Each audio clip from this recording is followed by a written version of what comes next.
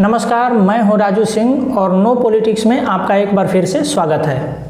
ज्ञानवापी मंदिर का विवाद जब कोर्ट में पहुंचा तो सभी तरह के लोग अपना अपना बयान दे रहे हैं, चाहे वो हिंदू पक्ष के लोग हों, मुसलमान पक्ष के लोग हों, नेता हो, अभिनेता हो और धर्माचार्य हो या मौलाना हो, सभी लोग अपना अपना बयान दे रहे हैं। इस बीच में सदगुरु जी का एक बयान आया है जो बेहद ही शर्मनाक बयान है।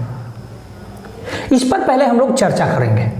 सदगुरु जी ने ऐसा क्यों कहा कि आक्रमण के दौरान जब इस्लामिस्टों ने, आतंकियों ने, आतताइयों ने जब देश पर आक्रमण किया था, उस दौरान जितने भी मंदिरों को लूटपाट किया गया उनमें तोड़फोड़ की गई, हमारे विग्रहों को, मूर्तियों को तोड़ा गया, उसको रीस्टोरेशन की मांग करना, उस पर क्लेम करना मूर्खतापूर्ण है।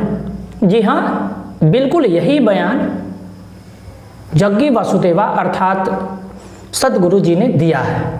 अब पिछले कुछ दिनों से इनके ट्रैक रिकॉर्ड को देखें तो इसी साल के जो महाशिवरात्रि था, उस महाशिवरात्रि में जो आदि योगी का जो मूर्ति है, जो भगवान शंकर का मूर्ति है कर्नाटक में, उस मूर्ति के आगे स्टेज पर सदगुरु के सामने अली मौला का गाना गाया गया और उस पर बजाते सदगुरु जी झूम रहे थे।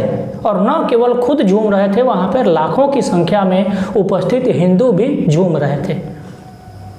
उससे पहले इन्होंने मैया यशोदा को और कृष्ण का जो बीच का जो प्रेम था, वो प्रेमिका के लिहाज से उसको डिस्क्राइब किया था कि माँ यशोदा जब कृष्ण जी से प्रेम करती थी तो वह एक प्रेमिका की तरह प्रेम करती थी।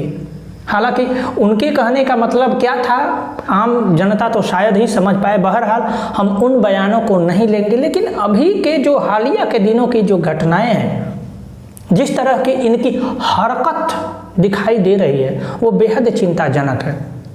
और न केवल ये बल्कि मुरारी बापू, इनके भी राम कथा वाचन के दौरान बीच में अली मौला का भजन गाते हुए आपने सुना ही होगा। अभी पिछले दिनों जब ईद का महीना चल रहा था, उस दरमियान इन्होंने बजाते ऐसा कहते हुए इनका एक वीडियो वायरल हुआ था, जिसमें ये मुरारी बापू कुछ मौलानाओं से यह कह रहे थे कि जितने भी चंदे का पैसा आया है उसमें से 1 रुपया भी इधर उधर नहीं जाएगा, सारा आप लोगों को दिया जाएगा, इससे मदरसों को और फंडिंग किया जाएगा। ये मुरारी बापू के वक्तव्य है। और मुरारी बापू तो बजाते चद्दर चढ़ाते हुए भी देखे गए हैं कई बार।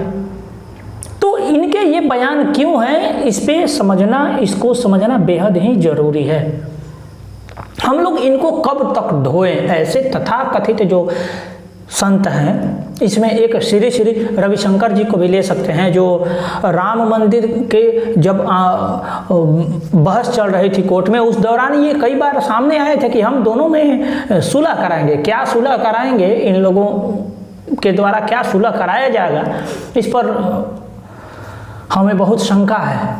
और न केवल हमें, आप लोगों को भी शंका होगा। और हालिया के बयान में जग्गी वासुदेवा जी के बयान को हम लोग लेते हैं तो इन्होंने क्यों कहा, आखिर इनके कहने के पीछे मकसद क्या है कि आक्रमण के दौरान जो आतंकियों ने, जो आतताइयों ने, जो दुष्टों ने हिंदुस्तान पर आक्रमण किया, उस दौरान जितने भी मंदिर तोड़े गए उनको रीस्टोरेशन की मांग करना मूर्खता है, नॉनसेंस है। इस बयान पर हम लोग चर्चा करें तो आप इनके वीडियोस को देखिए, जग्गी वासुदेवा जी के, सदगुरु जी के वीडियो को आप देखिए तो आप देखेंगे कि कई बार ये विदेशों में जाकर के अपने तथाकथित जो प्रवचन है वो देते हैं, इंग्लिश में देते हुए मिलेंगे आपको। इसमें कोई हमें परेशानी नहीं है, आप लोगों को भी परेशानी नहीं होनी चाहिए। मगर ऐसा क्यों कि जब भी हिंदुओं की बात आती है यह मुंह मोड़ लेते हैं और बिल्कुल हिंदुओं के सेंटिमेंट के उल्टा बयान देते हैं। और वो कोई आम मंदिर नहीं है, ये काशी का मंदिर है, जहाँ पे कहा जाता है कि कण कण में शंकर बसते हैं। वाराणसी, जहाँ पे अगर किसी का स्वर्गवास होता है तो उसको मुक्ति मिलती है, मुक्ति धाम उसको बोला जाता है। और वाराणसी का मतलब ही होता है, वारा मतलब दुख, नसी मतलब नाश करने वाला, दुख का नाश करने वाला जगह। ये उस जगह के, उस मंदिर के बारे में कहते हैं जिसका जिक्र हमारे पुराणों में भी मिलता है। स्कंद पुराण के काशी खंड में भी उसका जिक्र है। उसके बारे में भी आखिर सद्गुरु ऐसा क्यों कहते हैं, इसका एक महत्वपूर्ण कारण है विदेशों से मिलने वाला इनको फंड। ये बाहर में, अमेरिका में, इंग्लैंड में जाकर के ऐसे ही नहीं बयान देते हैं, इसके लिए बजाते इनको फंड मिलता है। हम लोग क्या दे सकते हैं, भारतीय गरीब आदमी हैं हम लोग 51 रुपया, 101 रुपया, खूब से 1000, 2000, 5000, 10,000 दे सकते हैं। हम अपनी श्रद्धा दे सकते हैं, हम अपनी भक्ति दे सकते हैं, उनके ज्ञान का प्रचार प्रसार कर सकते हैं। इसके अलावा हम रोकड़ तो उतना दे नहीं सकते। उनको रोकड़ मिलता है सऊदी अरबिया से, उनको रोकड़ मिलता है इंग्लैंड से, अमेरिका से, और जितने भी लेफ्ट विंग हैं उनसे रोकड़ मिलता है। इन पर ही कई बार एक क्रिश्चियन संस्था ने आरोप लगाया है कि इन्होंने सरकारी ज़मीन को कब्जा कर रखा है, ये कर रखा है, वो कर रखा है। उसके बारे में क्रिश्चियनों के खिलाफ भी कभी नहीं बोले, जबकि हिंदुओं के मनोबल को हमेशा तोड़ने का ये काम करते हैं। इसका प्रमुख कारण है बाहर से आने वाले पैसे। न केवल इनका बल्कि जितने भी और इस तरह के जो तथाकथित जो साधु हैं, जिसमें आप मोरारी बापू को ले सकते हैं, इनको भी हम लोग कितना फंड देंगे, बहुत कम दे सकते हैं। हमारी औकात उतनी नहीं है जितनी कि बाहर से दिनार का औकात है भाई। बाहर से लोग फंड करते हैं और उसी के एवज में ये उनके लिए अपनी भक्ति दिखाते हैं। और हिंदुओं में एक कन्फ्यूज़न हमेशा क्रिएट करने के लिए, हमेशा हिंदुओं को हीन भावना से ग्रसित दर्शाने का ये प्रयास करते हैं।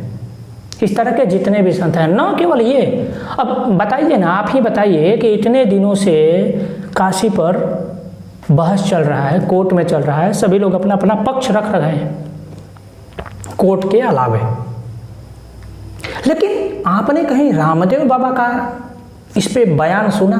नहीं सुना। और अगर वो बयान देंगे भी तो एकदम बिल्कुल नपा तुला, एकदम सेकुलर टाइप से बयान देंगे।